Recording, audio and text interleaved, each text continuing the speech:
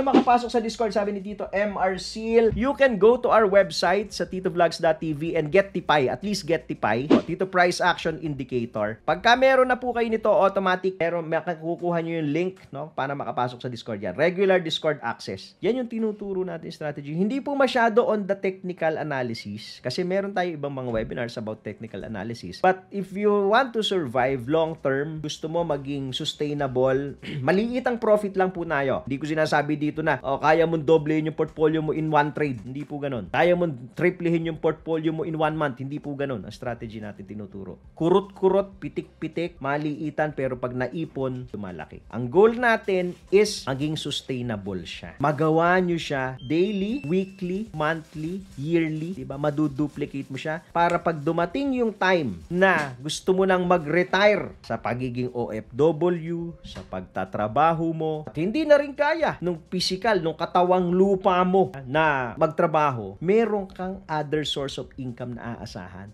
na consistent na pwede magbigay sa'yo ng profit kahit maliit. Tito Moves yan. Follow and like for more